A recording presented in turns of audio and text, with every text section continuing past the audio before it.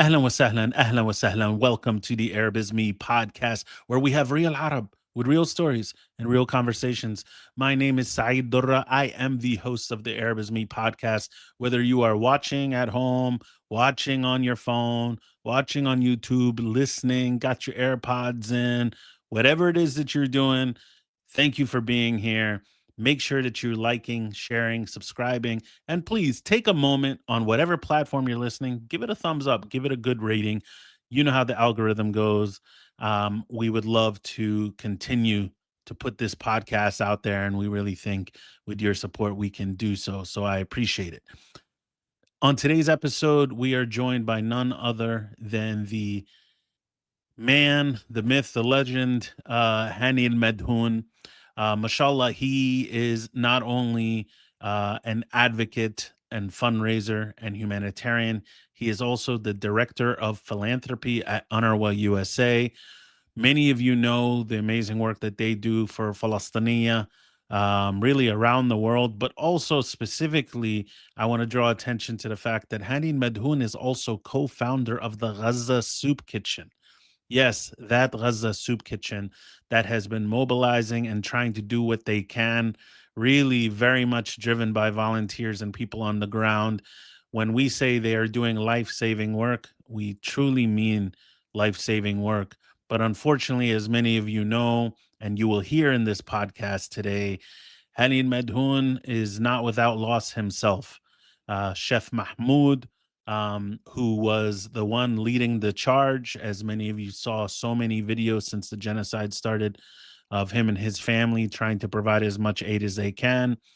Unfortunately, was killed, and we go into that on today's episode and speak about the work that Hani is doing, knowing that was his brother. He lost his other brother. He lost so many family members, and what gives Hani hope with everything that's going on. So I hope you enjoyed today's episode. Please again like, share, and subscribe. We're really happy to have Hani El Madouin here. He's a friend of mine and really just all around great guy that's been hustling to try to help our people all over the world. So without further ado, enjoy this episode with Hani El Madhoun.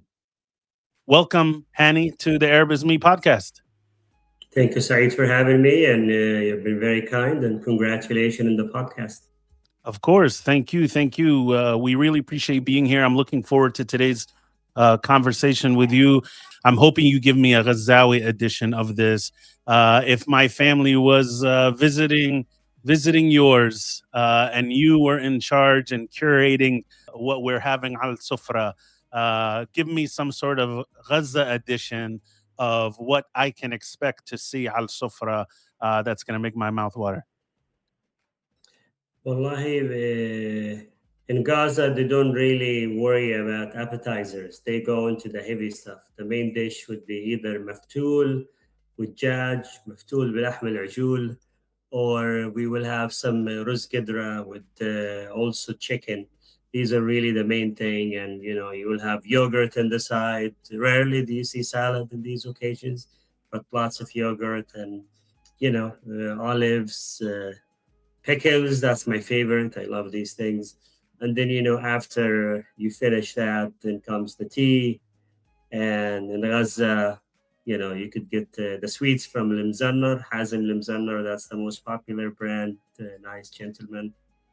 Or Tayyim, Namur Tayyim. These are historic. These are folks who've been serving sweets for years from now, decades.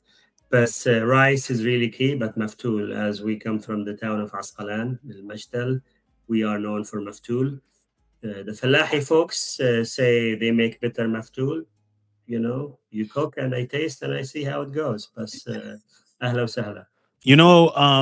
Hani, I've been following obviously a lot of your tremendous amount of work that you've been doing, um, not just with Gaza Soup Kitchen, which we're gonna get to, but the work that you've been doing with UNRWA USA. And so when people hear titles like Director of Philanthropy at UNRWA USA, that sometimes sounds maybe more exotic than the hustle that it is. And sometimes people get lost in how much time and effort goes into that, and jet setting and constantly being on the next flight out to visit these cities. Can you tell us a little bit about professionally what brought you to UNRWA USA? And when you say director of philanthropy, what specifically are you talking about in your day to day so people get an idea on how hard that hustle is? Yeah, it's obviously, I define my role as somebody who's helping major donors do the great things they want to do. Oftentimes, you advise on where their fund comes. You remember in the thick of the genocide, which has yet to stop, people say, "Hey, where do I give? What should I do? What would $10,000 do? What would $5 do?" These are the kind of conversations you have with people, and then you're really sitting like traffic control to see where the greatest need is, and then that's what you communicate to the donor. There's obviously management side of it. There's an amazing team that does different things. Nobody does events like Saeed does in your past days. We have people do that. We have people who do major gifts, specifically people who have advanced giving vehicles. You know how they just don't give check; they may give you from donor advice fund and things like that. There's online people who are copyright marketers, people who do search engine optimization. At the end, the technology may change, but why people give, the how is always evolving. The why, people always want to make the world a better place, and I ground myself in being calmer during these past 3 years because of my work at the humanitarian field. Is it always perfect? No. Sometimes we have rough days, especially at UNRWA, which is the biggest humanitarian actor inside Gaza, being attacked every day. You open your eyes. And it's a lot. In addition to raising funds, it's also you're working against propaganda and allegations and telling your family's story. So there's a lot that happened, a lot of things we did not envision ourselves doing, but we ended up doing in the genocide. And philanthropy is, some person I worked with for the longest time, she told me the Arab American community has always been generous, but they're learning the philanthropy. So we're newer to philanthropy. The difference in our world, which, like you give to your town, to your family, to your village, your local masjid, but philanthropy is much, you cast a wider net. You're not just because you're from Syria, you're helping Syria, no, you're actually helping other communities as well. And that's sort of like where, and our community, mashallah, they rallied around this Palestine cause. And I wish it made a bigger difference, but at the end, we work with the cards, we play with the cards we have, and it's been difficult. Hani, that touches on something that I oftentimes think about specifically related to you. And I've been wanting to ask you this question. And you know me, I'm not shy. When you hear the phrase survivor's guilt, knowing this is what you work on and this is what you do every day, does survivor's guilt hit different for you, knowing, as you said, hoping it has a major impact, but it's not just helping people you've never met. It could potentially be helping the people who raised you, who you grew up with. So I'm just curious, when you hear that term, survivor's guilt, is that something you consider to be a real feeling? Do you have it? And what is that like, knowing that you're doing this work that can directly affect your personal family members? Yeah, I mean, let's acknowledge that what the Palestinians in Gaza and the West Bank are experiencing is something of biblical proportions of injustice, criminality, cruelty, and it's not just physical damage, it's the erasure. We've been erased not just here, not just in Gaza, but also here. Remember in the last administration where we felt invisible, nobody listened to us. They may take a meeting for us for vanity, but we felt invisible. We felt we don't matter, and that hurts because you're many of us are well-to-do. They pay taxes, obviously, and these taxes end up funding weapons and things that hurt our community.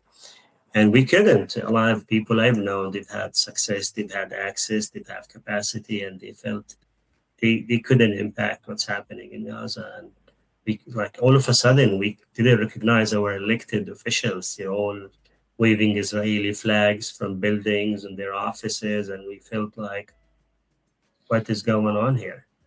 And many of us had a lot of loss. We've seen tragedies many times over. We've seen what we thought was wrong happen, not a time, 70,000 times.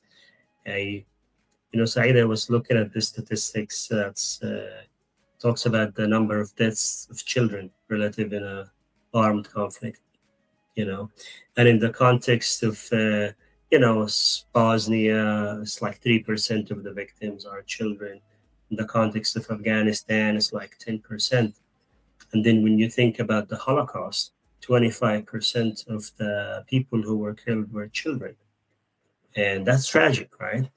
You look at Gaza and it's 30% actually. These are true numbers. This is not something my uncle sent me. This is a number from UNICEF website, where 30% of those who Israel murdered are children.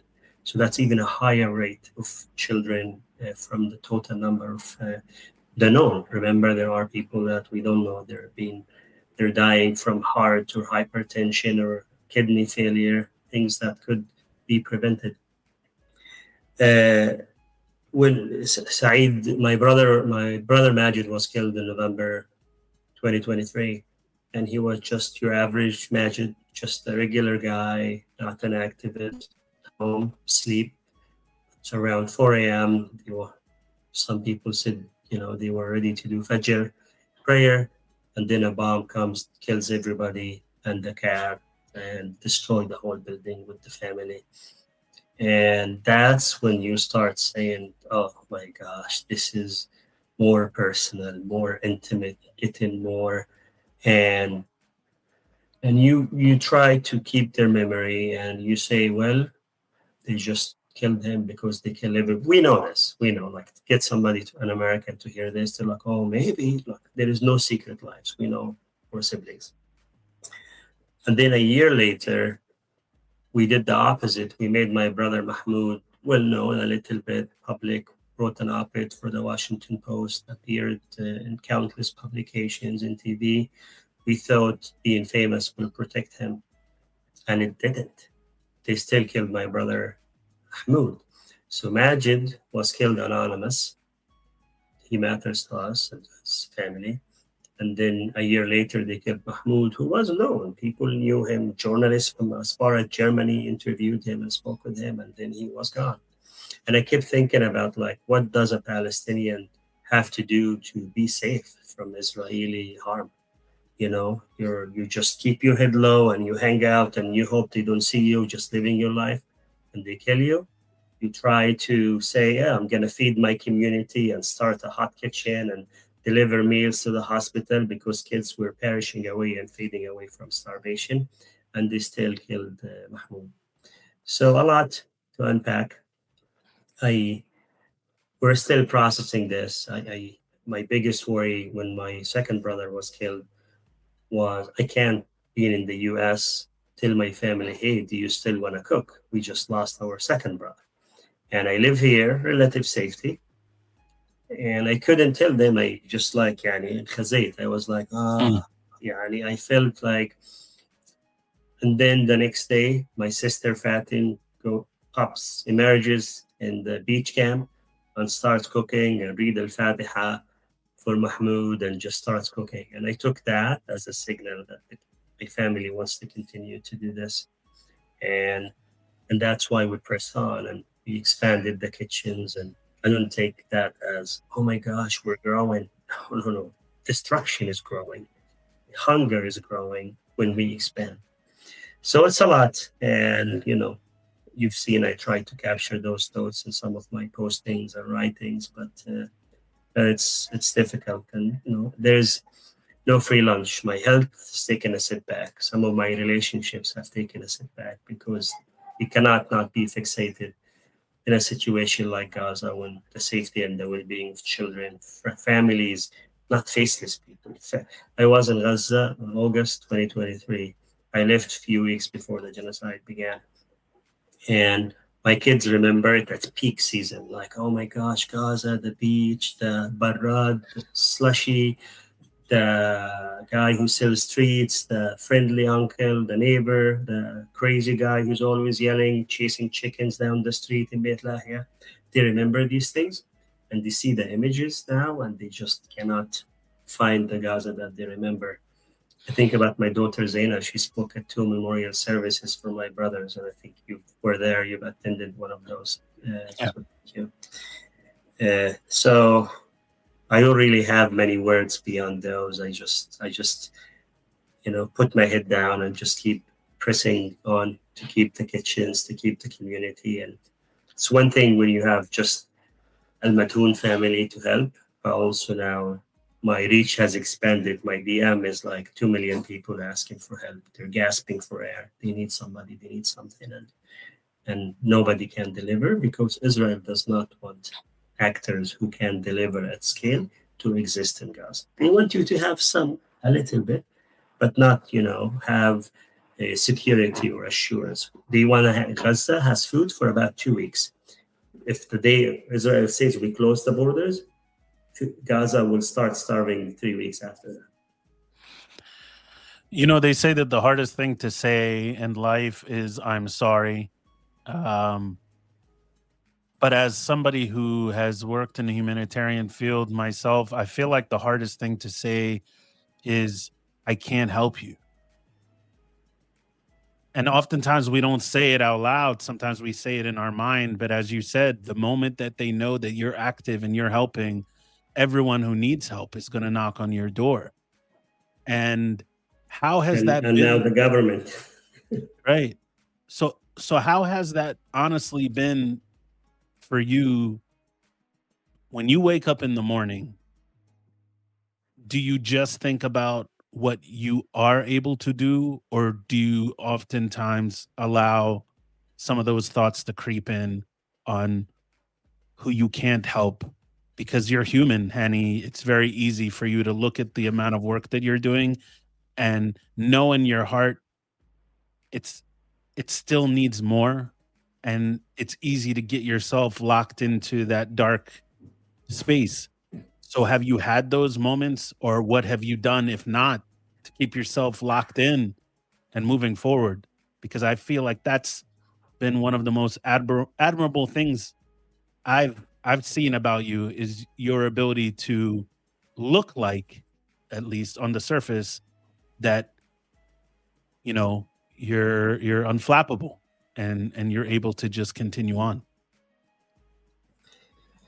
You're very kind. It is real talk. It is an unwinnable situation because you help 50,000 people every morning and you feel like a success. But for the 2 million other people, you're a poser, you're fake, you're a crook, you're just talk, and you help another 50 the next day. It doesn't matter. People just, what have you done for me lately? And truly you're alone in this work, the responsibilities, because people think life is easy. Oh, you just send money anywhere you want. There is no compliance. They cannot relate to these things. And many charities that have been in existence for decades and centuries sat in the side, putting money in the bank for Gaza, unable to spend it because they couldn't find a way.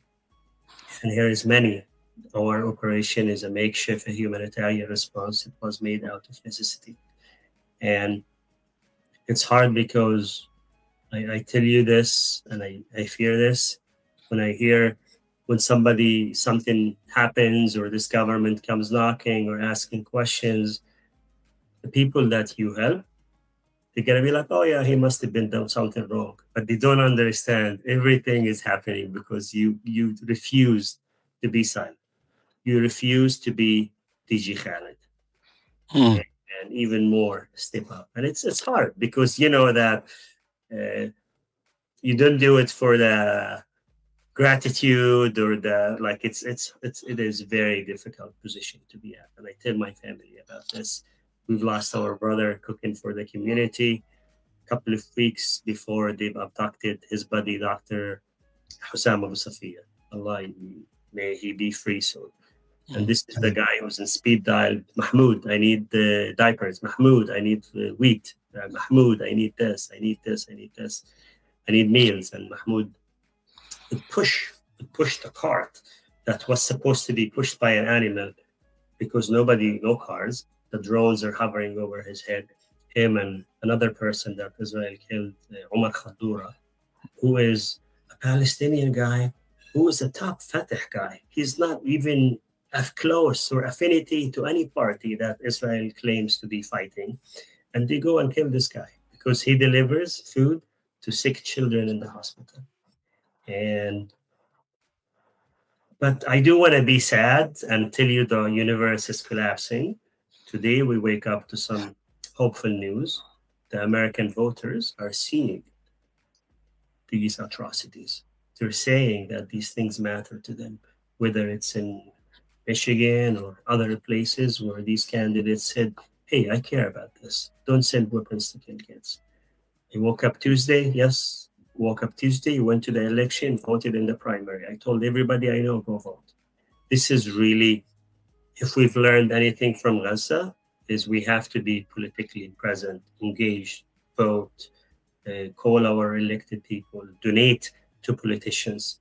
Don't pretend, oh, it's all corrupt, it's all rigged, It's yes, but you have to be present and run for office. That's another thing that I think people should do, and I think our community is venturing more toward that direction, and that gives me hope because we can't fix Gaza without fixing the political process here. I tell you, the American people I went to school with in Utah or from Idaho, Arizona, Wyoming, Montana, they're not okay with what's happening in Gaza.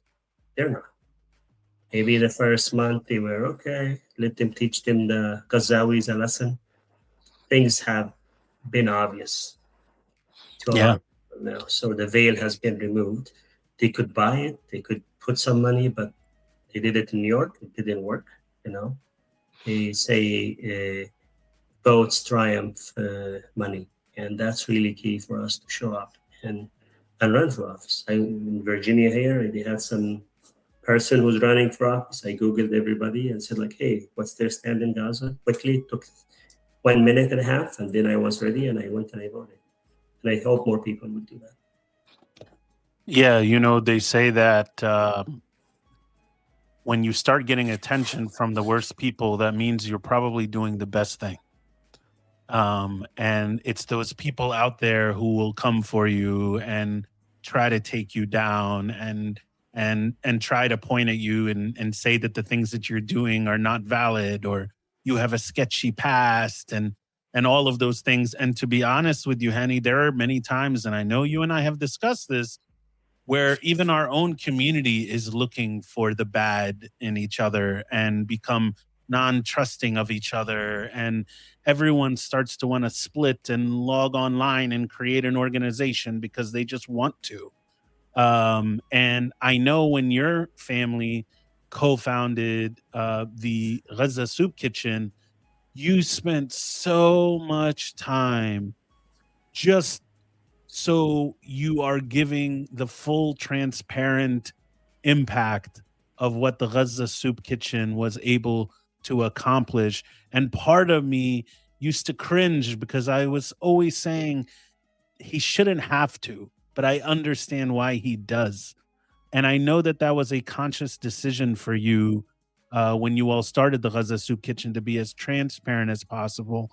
What went into that decision, and why did you feel it was worth the extra effort, especially for your family on the ground, to show people what you all were accomplishing? We're getting into a LinkedIn conversation now. Uh, Look, the reality is transparency is a good policy for our own community and over communicating.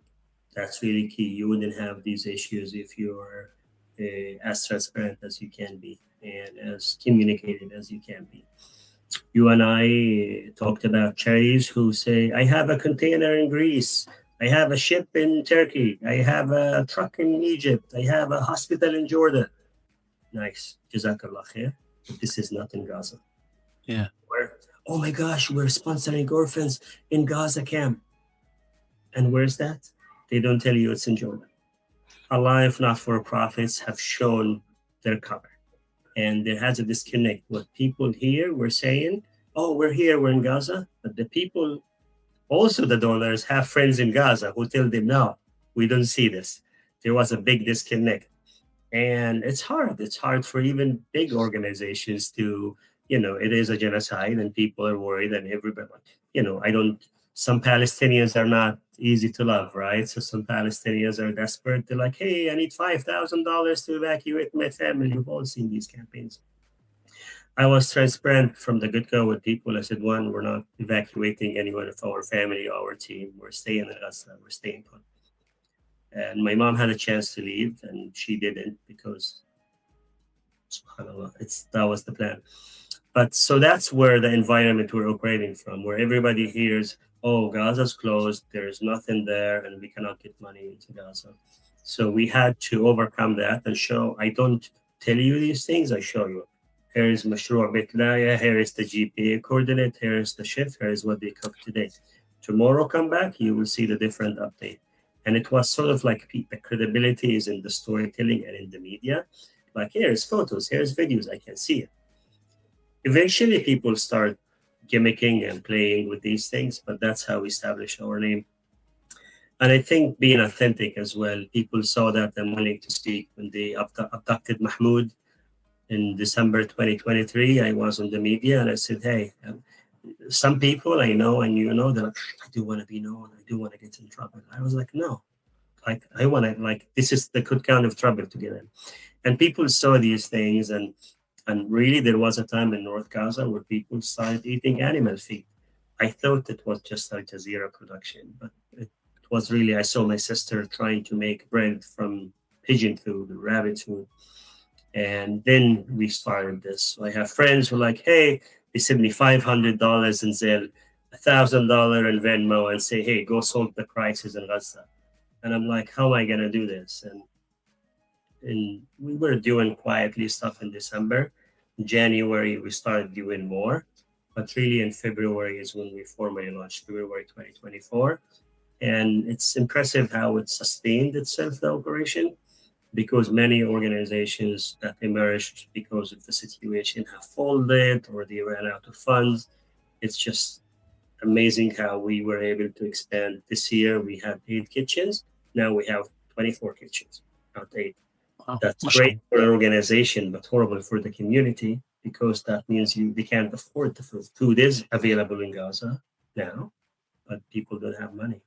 So you have to show pictures, you have to show stats. And I still every month, every 3 weeks, I go to the GoFundMe page and give people an update. So in Gaza, here is the disconnect where people say, oh my gosh, Hani Almadhoun raised $7 million in GoFundMe. They think it's in my personal account. When the reality is it's been at the Gaza Soup Kitchen account, which is business account that the bank I don't deal with. So I have to also convince people in Gaza everything I got is for you. Here we like this is for you guys. And I think we're able to do this because I'm a volunteer. Like you look at the 990, I'm not بس وجع راس يعني this is just a lot of headache. But at the end I have amazing team. Like they're bored, do the actual work. And every dollar it goes to us. That's it. We're not this is the office for the Gaza Soup Kitchen. This is my workstation for UNRWA USA. And obviously, they're separate organizations. I want people to be clear about that. Sure. Yeah. Um, your you lost your brother Majid, and then you lost your brother Mahmoud, and you lost many family members. And I remember seeing in Dearborn the Wall of Tears, which commemorated many of those who lost their lives and who were killed in Gaza. And I remember how many times I saw Al Madhoun, and I was mentioning that to my wife and sending you photos. And it was alarming how many people I saw that were connected to you and your family. And at the same time, I kept thinking to myself really about your brothers and thinking about how often you mentioned in interviews that, Majid was, certain attributes related to your brothers. Like, I wish I was like this within Majid. And I wish I had Mahmoud's X, Y, or Z. Um, Talk to me a little bit about the people that your brothers were to you, and were there elements within them that emerged that even you didn't think they had in them prior to the start of the genocide, that made you see your brothers even in a much higher light than prior? Yeah, so Majid is that quiet gentleman who is in love with his family. Everything he does is to advance his family, help, but also who was very generous. He's every whenever I go to Gaza, we kill some cow, we give the meat away. He would always take it and deliver and take his bike, go on uphill to go give the meat to this old lady or somebody he knows. And my mom will tell me he will give his own share to the folks because he said, Mashallah. okay, I can. And these people really do exist. And I'm like, he refuses, like many of his friends, and he's not well to do. He has a shop and, he has kids and a house, but he recognizes his blessings. So he's always, Alhamdulillah, Alhamdulillah. Whenever I go visit him, it's like there is a hafle. He's always bringing me an instant coffee I like, or a slushy or something like that. We talk. And he was always present and calm. And also very pious in a way, like he's very like, oh, we have, there is a final day in our life and we have to behave as if this is the final day, not just in optics and performance in his dealings. And it's hard if you run a business. This is really hard. uh, Mahmoud is the hustler in the family. He's the guy who's like, yeah, whatever, mom and dad, you never have to work hard, everything was handed to you. Uh, he's the guy you go like, hey, Mahmoud, I need the AC installed. Go get me one of your guys. He would get it done. He's always gonna hustle. The painter, get stuff done, connect you, and Mahmoud would always give me his seat. Like he would have a shop, and then he will sit in his main chair, and then when I come, like it's mine. He cannot be like the big guy when I am not there.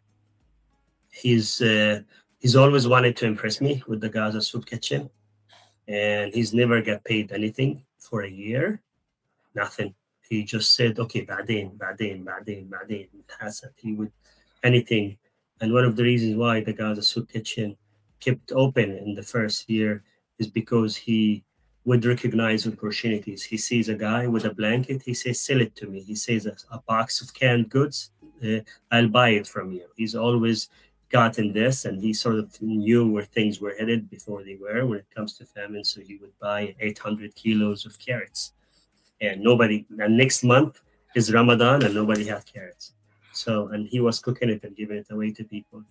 So that was the enterprise. Not everybody in our sector is entrepreneur. He was. He had that vision, and he loved his family. Toward the end of his, right before Israel killed him, I felt Mahmoud, in a way, he saw it coming. In his, like, there is a death shadow around him, and he would say, اللي مات تريح. Whoever got killed is now in a better place. To live is hard, because we're talking about times where, leading up to Mahmoud's assassination by an Israeli drone, his my dad was injured in a sharpie that he was walking, and all of a sudden people noticed his shirt has blood on the back. And my dad in his 70s, so he saw that, and guess what? In North Gaza there was no meat, nothing. And if somebody's hurting, they always give him an animal protein. They couldn't. I have a video of Mahmoud. He trapped a pigeon or a dove or a bird like that, so my dad can have something to heal. And he was looking at the bird and just talking to it. Like, it's a lot. And then a few days before Mahmoud was killed, Israel will bomb somebody, and his son gets hurt really bad. Ibn Umar, and he will get help in the stomach. His eye is still not the same. He needs some surgeries and some of his the private area, some damage and things like that. And it's a lot for a kid. He's 13 years old, and Mahmoud is like, we were told, do good deeds and good things will happen. It didn't materialize. But then a UN truck showed up at the Kamal Adwan hospital unannounced, and his son was being able to be transported to Gaza City for better medical care. It just happened that my mom went with with Omar. Mahmoud stayed with his family. A few days later, Israel will assassinate him. And I called him before, he was killed on a Saturday, and I called him on Thanksgiving Day. It was Thursday, as you can imagine. So we talked about this, and he was excited, but he sees the day before he was killed. He's told me, I could swear that quadcopter was chasing me down. I could swear I barely ran away from it. And the next day they send in the drone to kill Mahmoud. The shopkeeper, he used to sell cell phones for a living, and he's gone. Uh, his legacy lives on, and it's hard because the whole concept of the Gaza Soup Kitchen brings so many awful memories about this, and we're still living this. There's no past tense, right? There's no distance from it. So okay, now we can talk about it. We can go in that long overdue vacation or go, none of that. It's not ending, and you know this. You have your family in Gaza, and you've seen it. And I just want to say, whenever I see your mom, she shows me a lot of genuine love and excitement, and it means a lot, especially that she has family there and she's very connected. She knows all the news right away, and that's impressive for our community and all the aunties and all the uncles out there. Yeah, my mom very much looks at you, Hani, as the fixer. Because mashallah, yes, you work for UNRWA USA and Gaza Soup Kitchen, mashallah. But you were being very humble earlier when you were saying people are hitting you up from every direction and you don't know what to say. I know firsthand you oftentimes say, let me see what I can do. And you work on it, and you try to help, even if the help is just listening. And so I very much appreciate that. And to be honest, with when I think of your family and I see a lot of people out there taking their kids to see Spider-Man and see these quote unquote superheroes, which is fine. I'm not hating on the industry. But I oftentimes wonder how much explaining people do with their children about real life superheroes, such as your family in Gaza and what they did to help all of those people, mashallah, in Gaza, and continue to do to help them. And to me, those are the real superheroes. And I wanted to ask you, as a connection to that, what has that conversation been like with your kids over what's happening in Gaza and what's happening to your family and how your family has been decimated? You're still a father at the end of the day that has to sit down at the dinner table with your kids. What's that conversation like? I mean, they pay attention. They hear us talk on the phone. They see my work. They may see some of the interviews I've done, but they're aware. They know of the destruction. They know of the loss. They know of the tragedies. And one of, obviously, in addition talking about the Nakba and the history of our family, it was important to me to teach Zaina the distinction between our daughter Zaina. She's 11. When this started, she was much younger, obviously. The distinction between being Jewish and being Israeli. That was really key for us, or a Zionist. And for her, she didn't know the distinction. So I had to explain, well, this person I work with, she is Jewish. She does amazing work. And this is, so she had to understand this because she's also aware. She came and she told me the music teacher made her sing an Israeli song, and she thought that was a red flag for her. So I went, we protested. Trust me, the Fairfax superintendent heard about it because Zaina saw something and flagged it. And so kids have social media and things, and they're always playing games. You're pro Palestine, you're pro Israel, or they have flags and rallies and things like that. She's always been active this way. It's hard to share the whole thing. We as adults were traumatized, but she knows her uncle Mahmoud is gone. She likes his kids. It's obviously America's, and in a way where many of us are selfish or have the luxury of not worrying about other folks around, right, around the globe. But it's difficult because you also want to function. Like I still have to show up to my job. Even my brother Mahmoud was killed the next day, and was I have to do this function or go to Chicago for an event. I could have not went, but and you tear up in front of an audience because you don't know. Grief is sneaky. Sometimes you're in the car driving, and then you hear an audio of Mahmoud play in the song selection, and then But it is challenging. Some folks do it better than others. We've seen. I'm proud of the Haddad family, where one of their daughters stood her ground against PCU, I think, Mm. Syria, I think, where they said no Palestine. They suspended her, and then the law was on her side.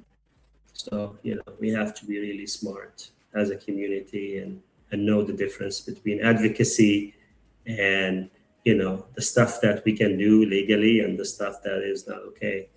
And things are changing. Obviously, they're deporting and harassing and detaining a lot of the people that were the conscious of this. But things will turn around. We just have to, you know, be available to our families. I wasn't as available in the genocide. I had to do many events and access and go and do these interviews. But that's why you have a good partner. Roa is amazing and keeping the household together, and she's also a professional, has a job too, and she's lost relatives as well. But some of us are more private about their grief. So Yeah, you know when a lot of people, how can I say it? I feel like when we have conversations with people, everyday people in the street or at a shop or in a lobby, a doctor's office, whatever it may be, and you hear stories, you oftentimes hear people talk about a reality like you'll hear people say things like, oh, so and so passed away. It's heartbreaking. And they tell these stories of, how that person had been ill and they passed away, and it's very heartbreaking, and they're getting them flowers and they're buying them gifts and they're taking 2 weeks off, and oh my gosh, and this person also lost their dog. And I don't know about you, Hani, but I struggle sometimes hearing those stories because I know stories like your family's. And it's not to take away from anybody who has loss. All loss hurts. And we shouldn't compare loss. But at the same time, your sister in law was buried twice. Your mother's on the phone with you asking you to help her negotiate to get a bulldozer so your brother's body isn't isn't harmed and ravaged by uh desperate and starving animals. I cannot in my heart of hearts hear a lost story that sounds so natural and just a normal path, and then hear a story that's so unnatural, that is so man-made, that is so gruesome, that is so just I can't. And when I and I hope I'm doing justice a little bit to the stories of your family. I'm not messing up any of the facts. Um, but when you see that, do you just get through that moment and just not think about how did I get to this reality? Or are you consciously thinking about it along the way and having your dark moments throughout? Because I personally don't know um, how you go about that, how you navigate that. It's a lot. It's hard. I tell you, I ask myself, would my grief, would my absence from the job help the people in Gaza? And then I just decide based on that. And I tell you, I used to have a lot more faith in humanity, in God, in the divine. I don't see it anymore. It's weak. It's there. It's lingering. Uh, you mentioned the story of Safa. A week before she was killed, 20 members of her family, mom, dad, all her siblings, were killed with the kids. And my brother Majid went and collected everything in plastic bags because that's the blast, how big it was. She could not even say goodbye to her parents. They wouldn't even let her see any remains because there was not much left. 20 people, can you imagine? And and then a week later they kill Safa and her body gets trapped in the building and no bulldozer comes, nothing, nobody wants to move. And it's just up to the Palestinians themselves, the kids, the cousins. They dug, and they found the remains with their hands without equipment. And it's trauma. And the people who dug them also got killed a year later. And the people who were with those people were also killed. So it piles up, and you talk about superheroes, the paramedics, the journalists, many of those folks, the living ones, the dead. There's many living heroes that we still have, and the Palestinian can be both, can be alive. You could be a coward and a hero at the same time. It's just insane. But also, you understand, Saeed, in Gaza, the world did not give Gaza many options. Israel bomb, bomb, bomb, and everybody's like, you have to give me resilience. You cannot be a weak Gazawi who wants to live. No, no, no. You have to be steadfast. Yes, I will be steadfast, but find me some water to shower or find me something. And people couldn't do that for a long time. But again, that's how rigged it was. None of us could do anything. Like all these, when the U.S. government talks about Gaza as, oh, we can't get aid to Gaza, they talk as if they are a banana republic. They don't Mm. tell you like when they show up for Israel, they're the mighty empire. But when they talk, oh my gosh, poor Palestinians, they couldn't even get the pier right to get food to Gaza because Israel doesn't think it's necessary. Mm. And they can't. It's now we're reading the history being rewritten, revisionist people who are like, oh, I changed my mind.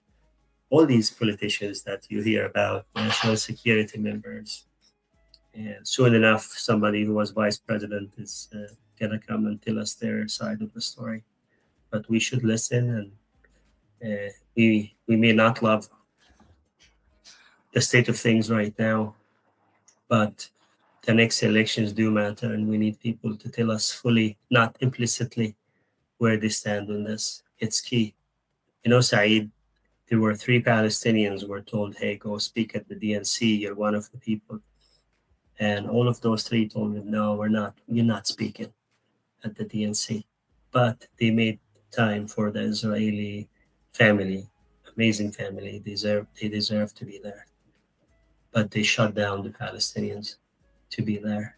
And they expect you still to vote. I think Sheikh Omar Suleiman had it best. He said, "We want our votes, but not our voice." Mhm. That was very powerful, and it felt like, why, what's it makes you feel like less of a human being, less of an American. You feel like this is something is odd, right? In Yeah. that era, we're like, well, you're supposed to be the good guys. You're the big tent. all of a sudden they became Dracula overnight. And it doesn't matter. They were never enough body count of the Palestinians that will get them to be serious. And when they write this, they tell you, oh, Bibi Netanyahu told us 2 more weeks, told us 1 more week, two. And that's how they talk. And I'm like, really? You guys brag about intelligence and you tell us this guy did this? Anyway. That's tough. But I will say, and I think you alluded to this earlier, that I do feel like something is being built. It may not be overnight that change comes, but when you see millions and millions and millions of dollars thrown at Dr. Abdul Sayed's competition, shall we say. I know her name. I don't even want to mention it.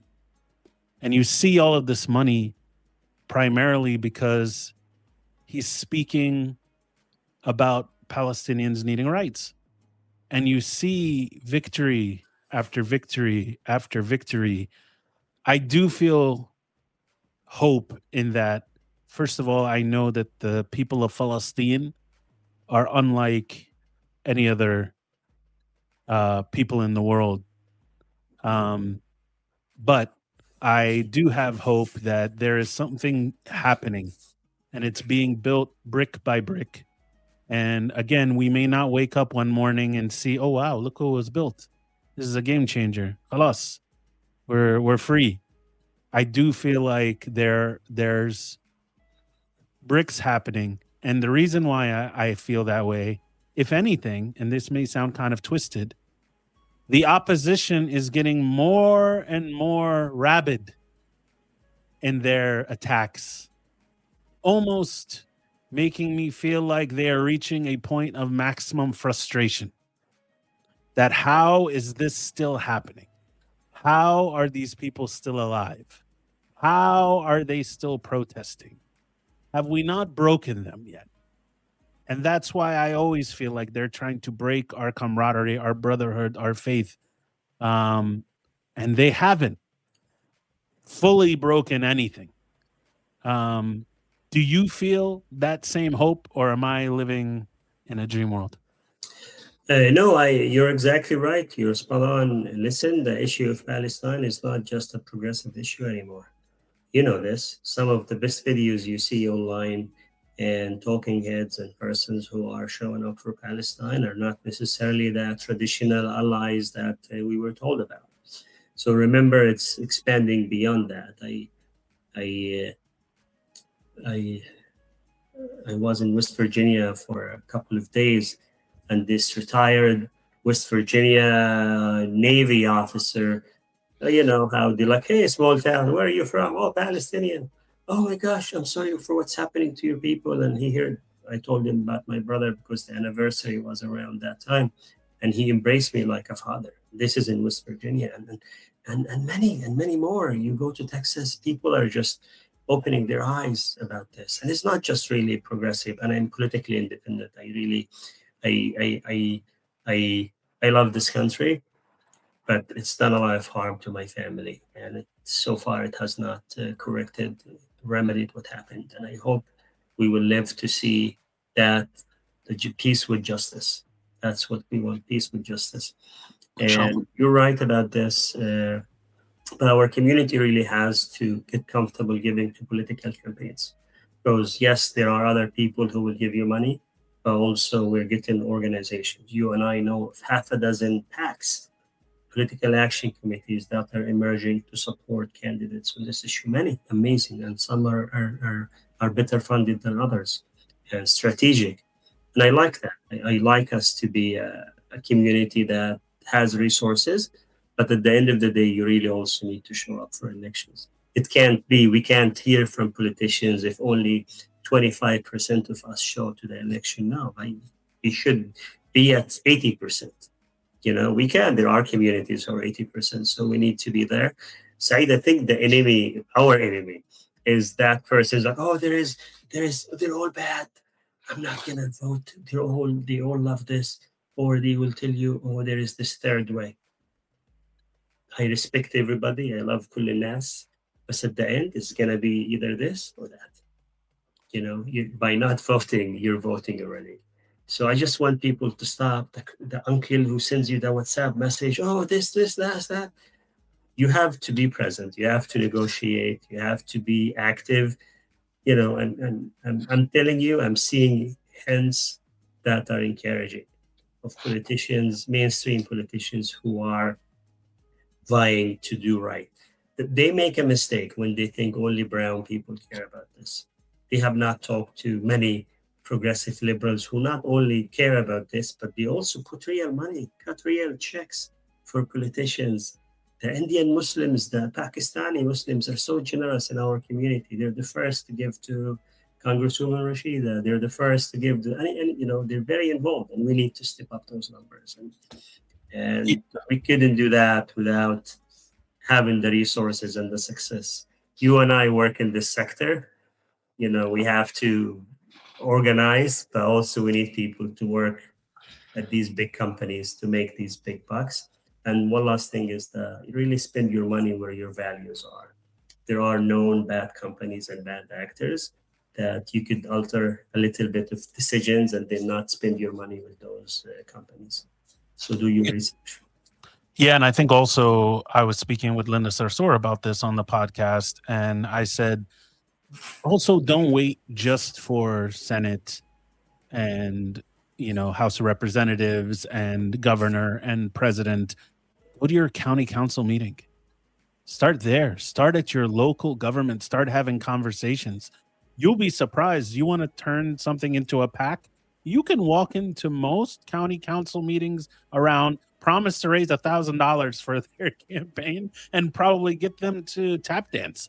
And I'm not necessarily saying that this is the way, but guess what? When in Rome, so it also starts with getting involved, and do something, even if it's small, even if it's just going out speaking to your school board. Become familiar with them, let them become familiar with you and your story. And I always say about Arab in general, but especially Palestinian, like we rub off. We rub off. And To your point at the good. primary yesterday, there was a booth for one of the parties. And I talked to them for a minute before you go vote. And I said, I only came because, yes, I care about everything else, but really Gaza is a key issue for us. Because I want them to hear it, because they will report back to say, you know what, this is somebody mentioned that they came because of this. And Sure. we have to let people know. I think a lot more community get comfortable knowing that they can be public about their support for Palestine, right? Some people are still like very protective and you wouldn't know in private. And we've seen pushbacks. We've seen people lose jobs. We've seen people get reassigned. We've seen all these things. But I think that's turning around. There is one of the biggest frustrations for me was a company like In and Out Hamburger, an amazing product. The CEO issues a statement, we're all Israelis, we love Israel, or something like that. But never bothered to make a statement or turn around and say, you know what, and she's a billionaire, and we buy hamburgers too. Like, can you say, like, Yeah. hey, we made $500,000 donation to this charity or that? Like, signal that you feel comfortable that, hey, Israel is. Remember the people who tell you we're not political? I tell them, let's go back a year ago, Ukraine, were you guys doing this thing? That's how we've gotten a lot of people like, don't tell me you're not political. You are, but you're being selective. And Yeah. those conversations are worth having. You need to tell those actors. I have friends who work in Silicon Valley, as all of us do, and Yeah. they have these conversations. Or the Muslim employees felt welcome on October 8th or October 9th when we went back to the office. And there's a lot of those conversations that we will learn as there's a distance between the genocide and current modern day. Yeah. Yeah. Yeah. Absolutely. And as we start to transition into the latter part of the podcast, um, I do want to touch on one last thing before we kind of get into the Al-Bab kind of fun portion of the call, which is I oftentimes feel that Gaza is thought of very much as this place of devastation, that it's a place of hurt, it's a place of death, even, and in that I wonder if we're doing enough to remind everyone of the beauty that is Gaza and the beauty that is Palestine. And so I was having a conversation uh, with my wife the other day, and I was telling her how so many sounds and sights and smells even are so vivid to me. Um, and when I started to describe some of them, a lot of them were connected back to Palestine. And so I was hoping, Hani, you could speak to a little bit about the beauty that is Gaza, and the beauty that is within the people of Gaza and the talent that is within the people of Gaza. So we're not thinking that we're just trying to save a starving nation here, that we're saving a nation that deserves to be saved, not just because of the content really of their character and who these people are, but on the sheer talent and heart and wisdom and intellect that quite honestly may be, if not, it may even be the leader of the Arab world when it comes to all of the above. Yet it's so trapped that so much of it doesn't get out. And so I'm hoping you can speak a little bit to the beauty that is Gaza in your eyes. And then also, if you want to play the game a little bit with me, I'd love to know what smell, what sound takes you home. Hmm. Yeah, you are correct because before the genocide, Gaza was under siege and blockade. Israel still, till now, controls every entry point and exit point. That's why when the trolls tell you, "Oh, why are we forced to feed you?" You're not forced. Just let stuff go in and out. We're not telling you to do anything. Uh, you're right. The Palestinians are resilient and stubborn. The conditions that were imposed in Gaza would devastate any place. But the Palestinians hold it together. I found them when Israel blocks all the internet, they find ways to find connectivity. When Israel blocked the water, they found way to figure out how to get themselves water. When the food was blocked, Mahmoud and his team were foraging from nature. After it rains, they collect the Swiss chard and cook it the next day. When schools were out, people went online. When Israel took the internet, they found ways to stay connected and open a little school. Uh, Here, a little hurricane warning or tornado, and everybody's running around, and there is no toilet paper and pizza. In Gaza, they've endured so much, and it doesn't make it right. Not because they're resilient, they don't deserve this, they deserve better. I just want to establish that. And, you know, if we talk about the sounds of Gaza, obviously, for me, it has to be the beach. Mm. I hear these waves, and it's hard to find the beach that reminds me of Gaza. The smell is unique in a way, but I found a place that comes close, but nothing exactly. Uh,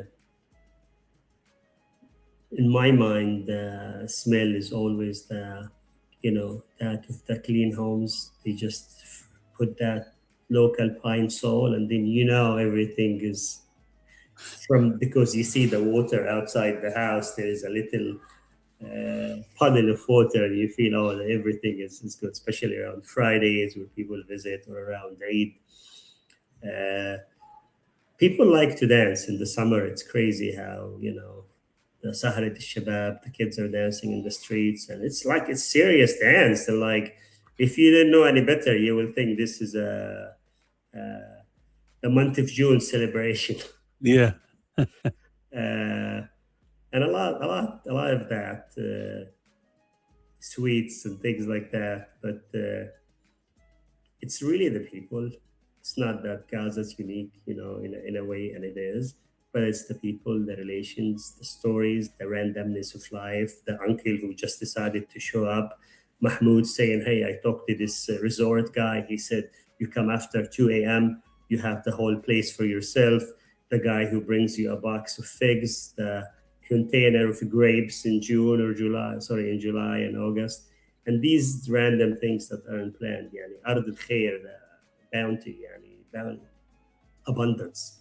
There's a lot of that. Despite the limited circumstances, people still find a way. And sometimes I struggle with seeing a posh restaurant open in Gaza just a few weeks ago, and the Israelis love these. And I just can't tell somebody not to do that, but I get why I'm frustrated. Or a cousin of mine showing up with a can of soda that might be in the boycott list, and I explain and say like, just do it in silence, cover it. Or somebody put in a bag of rice that Hebrew in it. The rice is from Pakistan, but the Hebrew is always going to be there because that's the only way they get food. And you have to educate Americans. Say this is the Israelis. They say, look, we're giving them Israeli food. It's from Pakistan via Jordan, but because it's going to the Israeli market. But I want to bring something that you may have noticed. Have You've always been clear about having family with us and from us. Did people surprise you when people started saying I'm from Gaza because of the genocide? Did you meet many of those people? like like like Before they saying were that? never nothing to do with Gaza. But Oh, their oh, Gaza spending, oh my gosh, I have cousins, I have an aunt, and it's good. It's an act of solidarity. But I was surprised by so many people who are like, oh, Gaza is a place of sorrow. You're right. When you go to a place, they're like, oh, it's the it's the sad Palestinians, the ones we send a donation to, not the ones who like the amazing beach, the amazing seafood. They have gas, they have resources, they have strawberry, the sweetest strawberry. They have people who could do stuff for less. You have Palestinian companies in the West Bank opening little shops in Gaza because labor is so cheap and crafty. My friend Haitham ran a cell phone, the second largest cell phone company in Gaza, like AT&T there. yeah. And he says, whenever something breaks at our IT system in the West Bank, they always call the Gaza office. They will solve this for us because they just can't, because they assume it's going to be a 50 million locked doors until they find a way around. Truly, that's a CEO of a big company who said, we don't invest resources to fix this tower grid or something like that. But in Gaza, But they find a way. by the way, Hadi, you just said like one of the most Ghazawi things when you just said, he has the second largest company. It's basically AT&T. I think, But mashallah, that's a big company out there. well, the name I is know Jawad. what you're It's the saying. big company there, and then the second one is now called Uridu. So Yeah, yeah, you know, yeah. so No, it's, I know what you're because when I saying. I'm say cell saying, phone company, I do want people to think Samsung or yeah. Apple. I'm saying it's a thing that I love that like Arab do, but definitely Ghazazwa do that I love, which is sometimes you'll hear Exaggeration, exaggeration. you'll hear Wallahi ibn Ammi, Saeed, he makes the cars. What? Yeah, he gets the part basically يعني Toyota. And I'm like, wow, he's running Toyota. لا مش تويوتا يعني تويوتا بس تويوتا. And it's like, oh, okay. Yeah, it's they But fix it's cell phones in amazing. Gaza, which is Yeah, like a big thing. They yeah, fix everything in Gaza. Like if you yeah, have your laptop that you throw away, they fix it. Many yeah, cultures are like that, but in yeah. Gaza, they're forced to do that. And you're right So, about the extreme and exaggeration. We're like, hey, I take you to the best falafel shop ever, ever, ever, and then you go and it's like just Ammo is like, I'm not even that good, but you know. No, alhamdulillah. I definitely enjoyed the conversation thus far, and I want everybody to make sure, you are following Hani. I'll put all the handles there on the screen for everybody to see. In addition to, Gaza Soup Kitchen, UNRWA USA. Make sure you all are following, liking, subscribing, getting involved, volunteering, donating, and that kind of brings us to the Albab portion. So before that, Right, can I right. say we have the Bay Area Gaza 5K coming up with UNRWA Okay. USA on September 13th. So if you're in the Bay Area, come out. On in October 11th in New York City, the biggest 5K is coming back to the city. So October 11th is New York, and then September before that in the Bay Area with UNRWA USA. Come, run, walk.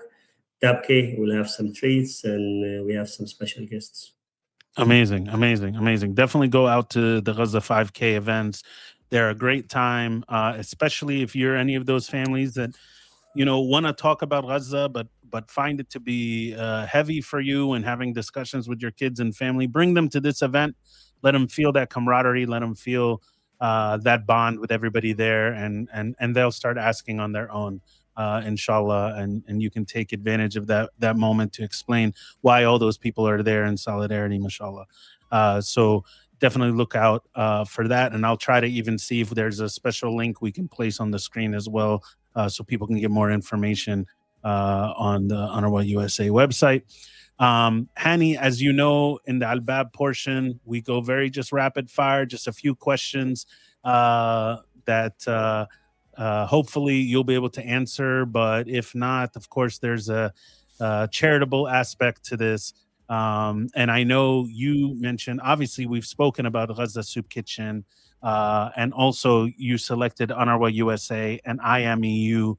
Tell us for a second what got you to pick IMEU in addition to UNRWA USA and Gaza Soup Kitchen. So IMEU, the Institute for Middle East Understanding, it's an amazing American charity that has professionals who try to get the Palestinian stories and narrative in mainstream media. They connect, they give context. I've worked with them closely. They have access. They also add a lot of value in terms of editing op-eds and things like that, and promoting Palestinian stories in a very professional way. I've learned so much from them, and I just want to give them some love. Okay, great, great. So you know the rules for the Albab portion. If you can get through all the questions, I am going to donate on behalf of the Arab is Me podcast. But if you stumble on any, can't answer them, or I just find your answer not to be sufficient, then it's on you. You got to make that donation. And mashallah, I know you'll say put it on your tab, because I know how giving you are, inshallah. But here we go. We're going to hit Hani Almadhoun with the Albab portion questions. Are you ready, Hani? All right. Question number 1. Hishna or Nama? Nama. Okay. If you had to eliminate one Arab dish forever and replace it with your favorite non-Arab food that you love, what food are you eliminating and what are you replacing it with? Carrots in the ma'luba. Let's lose that. I would. I like Italian food. Anything specific? Any specific Italian? Chicken parmesan. It's my weakness. So you're just taking carrots out of the matluba, not the whole matluba, just No, carrots just the out. carrots. It doesn't Okay. belong there. Put it somewhere else. Carrot cake is pretty cool. Okay, great. All right. So when an Arab family invites your family for dinner and tells you, Hani, inshallah ta'alu asa arba, okay, what time range is considered to you and your family as on time, and when does it become aib? Anytime before 4:30 is okay. Okay, so 4:30 is the cutoff. Is there a aib too early? Yes, I guess anytime 30 minutes before 4, you're really just because they're it's a war zone. They're still vacuuming and saying, "How come you didn't dust this section?"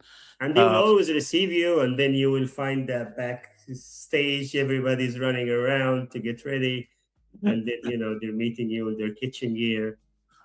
100%. All right, Hani. If you go out with an Arab friend for a nice steak dinner and after you argue about the bill, khalas, you agree to pay for it. And they tell you, khalas, Hani, next time I'm paying. But the next time you go out, it's just coffee.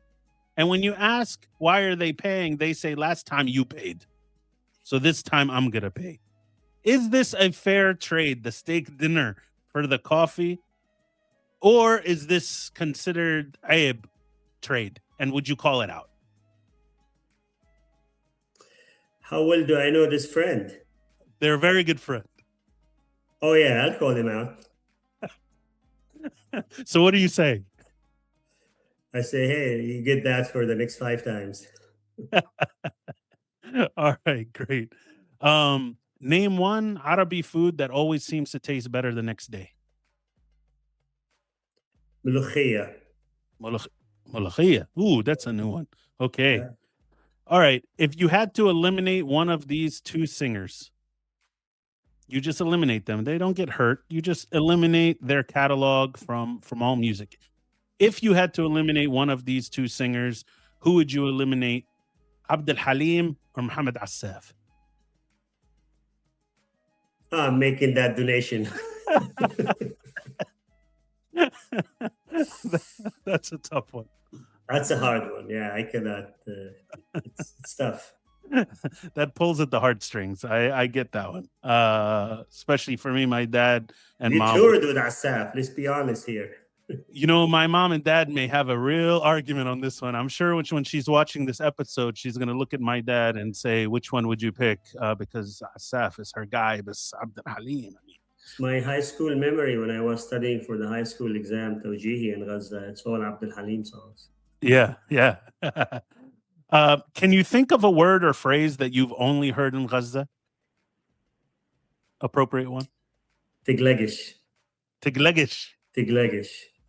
هذا You ايش know you're طيب؟ gonna get Tiglegish is like, don't worry, I got this. Tiglegish. Tiglegish. Not Okay. Tigleg. Tiglegish. It's very rough. Tiglegish, like it's a command. Tiglegish. Okay. Tiglegish. Yeah, So don't worry. That's very Gazawi, Tiglegish. All right. And I'm guessing Supposed to that assure you. okay. All right. As someone who works for a humanitarian organization, what is one question you hear from people in the community all the time that drives you absolutely crazy? You know the answer. What is it? If they have many questions and that's one of them, that's okay. If they only have this question, then we have a problem. What's your overhead rate? That's You always knew I was going there. yeah. That's that's the only question. I feel like we're in trouble because that's not a good way to measure impact because there's a series. It's important, Sure. but the series. Are we talking about cash? Are we talking about in kind? Are we talking about this? Yeah, exactly. No, that's for sure. You could have like a drug addict, but that has a very clean driving record. It doesn't mean they're going to be safe to hang out with. Uh, it's just one measurable. All right. So one of our questions that we like to ask that has become a popular one on the podcast is if Hani Almadhoun is running late for a friend's event and the friend texts you and says, Hani, how far are you? And you put in your GPS and you see you're still an hour away. What is the official Hani Almadhoun response on that text message when they ask, Hani, Wanak, how far are you? I always take a picture of my GPS place and say like, is this still good? I have this habit to just send a picture and say like, hey, I'm in my way. Believe it or not, here's what's gonna happen. Sometimes they tell me no, let's meet later, or we bring something or things like that. But it is. I'm telling you, Saeed, I like to show up on time. This is Yeah, really one of of course. my things. When it's me, when somebody else is with me, then we have some answers. All right, great. So you basically distance yourself a little bit by saying, this is the picture of the GPS. Don't ask me. It's not me giving you the I'm not response. gonna argue with you. I just want to show you the facts. I'm not gonna give you a theory or tell you traffic. It does happen in California more often than I like to admit. Whenever I Yeah. go, to, especially there's traffic. Like I don't know, it's like gonna take 30 minutes or 2 hours. That's just very Southern California. And you just tell them at that point, "Tekligish, I'll be there," and you explain the overhead. This actually happened with somebody in Orange County, a donor I was visiting. That I said, like, here's a picture, here's a comment. He said, hey, listen, I'm from Irvine. This is not accurate. You're gonna take 2 hours to get here. And we called it off. So that did happen recently. Wow, wow, wow. All right. Well, Hani, we definitely appreciate having you on the podcast and for being so gracious with your time. Before we wrap up, any final thoughts, anything you want to put out there to the community, anything you'd like to say? I just wanna give your audience a high five for staying connected, for staying on top of this. It's important. I know it's emotional, and people sometimes take space. They come back, they check out, they check in. Continue to pay attention to Gaza. 2 days ago, Israel killed 20 Palestinians. We're still not outside the danger zone. The West Bank is also being attacked. Remember, we're not Gazans, we're Palestinians in Gaza. I'm seeing people say Gazans more. I was like, no, we're Palestine. But the thread that holds us together is shrinking. But I'd like to hold on to that. And, if you're in a position to support a charity that works in Gaza, do your homework, give your most generous gift, and put some dua if you're the praying kind. And Saeed, thank Inshallah. you for having me. Congratulations on this podcast. It's pretty cool. I enjoyed this conversation. Of course. Thank you so much, Hani. Make sure everybody kind of like, subscribe, share. We appreciate Hani being with us for this conversation, and we'll see you all on the next episode of Arab is Me. So thanks again, Hani, and thanks everybody for watching and listening, and we'll see you on the next episode. Salamat. Thank you.